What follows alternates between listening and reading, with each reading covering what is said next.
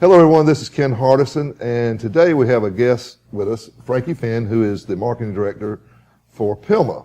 Now Frankie is a genius when it comes to online marketing. He's helped hundreds of lawyers across the United States and Canada create millions of dollars of income for their practices, and we have the pleasure of having you here today, Frankie. Thank you. Thank you for having me, Ken.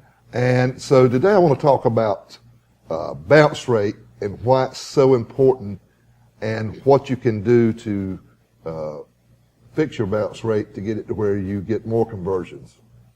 Well, I mean, firstly, to understand how it actually works and why you want to do it, it helps to understand what bounce rate is. And in simple terms, it means somebody comes to your website and they leave really quickly, which is a sure sign that whatever you're saying, doing, or how you're presenting your information means, you know, it's not jiving with potential clients who, you know, ultimately you want to hire you. And so the first thing you want to do really with bounce rate is look at individual pages and see where it's really high, because usually there'll be indicators that something about that page is off for any number of reasons that they're leaving. So it can help you diagnose where people are leaving and not taking the next step.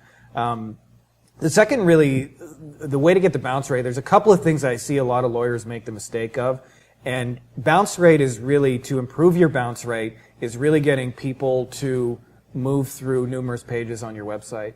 And this also actually, not only does it help with, you know, people actually picking up the phone and calling you and getting cases, but Google sees this too, and they measure this information, and basically they look at it like, if somebody stays longer, then we did a better job of sending them to that website, let's send more people. Because if they have two websites, one they leave in 30 seconds, the other one they stay 10 minutes, then Google says, well, the one they stay 10 minutes, that's probably a better website, let's send more people to that one.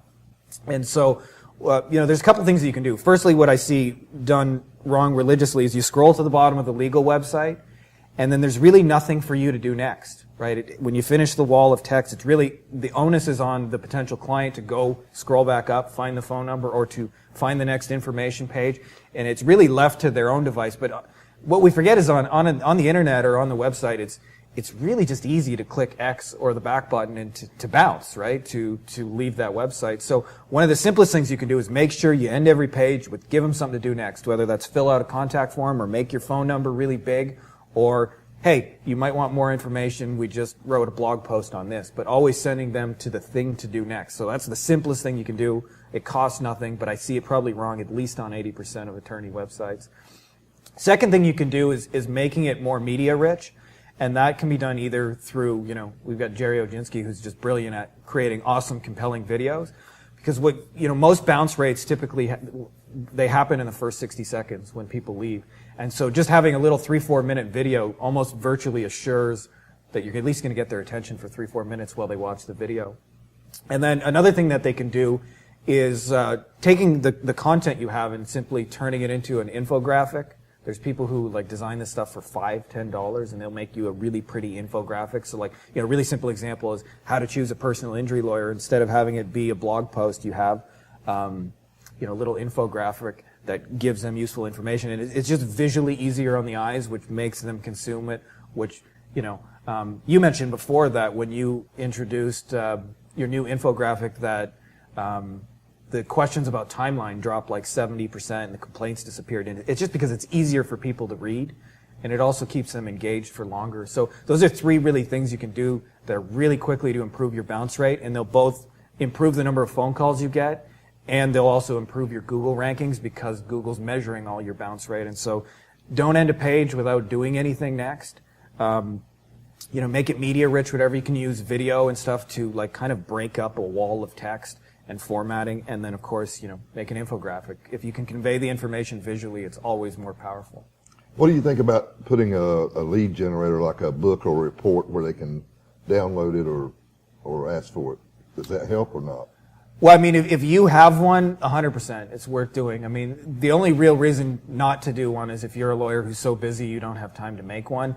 But, I mean, it's beneficial for two reasons. One, because you can actually measure how many people take the next step. So, I mean, that's the first reason. The second reason, it gives you the ability to strategically follow up. And I don't know about you, but if I had to choose, say, a real estate agent, it would take me longer than browsing a website for 5 minutes. right? So, and that's how most people decide about big purchases. And we forget that as lawyers, where we present a website and say, call me today.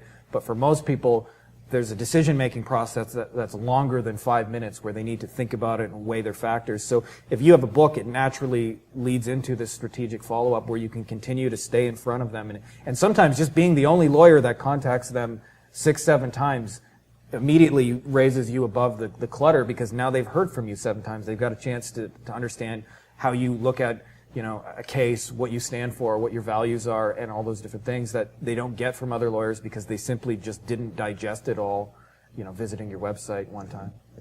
What the bounce rate, I hear, have it above 50, below 50, or what does that mean? Well, the number is just basically the people who visit one page and leave. Generally, 60% is probably about average. I mean, it does vary from market to market. So that's kind of like a guideline. Does that mean 60% of people leave after 30 seconds, or yeah, stay longer than 2 I mean, minutes? 60% of people who come from the search engine are going to leave having visited one website in 60 seconds or less.